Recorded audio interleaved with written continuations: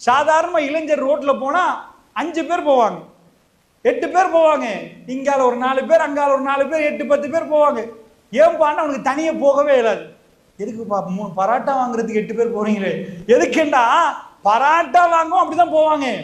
ஏனென்றா அது இளமை. அதே முதுமைக்கு போன அப்பா வந்து 8 அப்பா மார்களோட பராட்டா வாங்க போவாரா? அவரோட யாரும் பக்கத்துல கூட வரமாட்டாங்க. அவற்றுள்ள ஃப்ரெண்ட்ஸ் எல்லாம் அவங்க தனியா மாறிடுவாங்க. இளமை என்பது ஒரு காந்தம் மாதிரி ஒட்டி எடுக்கும். அவங்க வந்து பொதுவா ஒரு பறவை பறக்கிறத பார்த்துருப்பீங்க.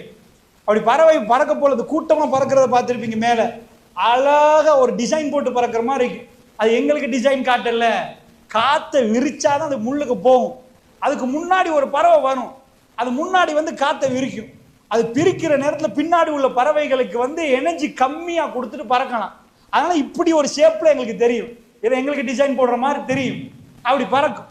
அது கொஞ்சம் டயர்ட் ஆயிட்டா அது பின்னாடி போய் பின்னாடி உள்ள பறவை முன்னாடி வரும். இப்படி மாறி மாறி ரொட்டேட் ஆகும்.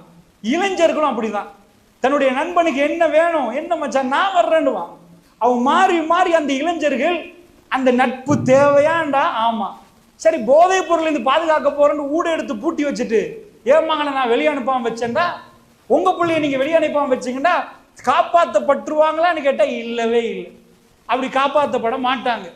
அவர்கள் இளமையில் அவர்களுடைய அத்தனை நண்பர்களோடு அவங்க வாழணும். இல்லைன்னா அவங்க பாதிக்கப்படுவாங்க.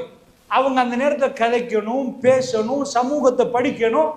அப்ப இளைஞர்களை வெளியே அனுப்பணும். ரசூலுல்லாஹ் சொல்லல, ரொம்ப டேஞ்சரான காலத்துல நிக்கிறோம், சஹாபாக்கள் எல்லாம் வீட்டுல பூட்டிட்டே வந்துருங்க, இப்போ நம்ம வீட்டுல பூட்டிட்டு வந்து வராதிங்க ஜாபிர் அப்படி சொல்லல ரசூல் ஸல்லல்லாஹு அலைஹி வஸல்லம். வெளியில கொண்டு வாங்க, ஃபித்னாவா இருந்தாலும் வெளியில எடுக்கணும்.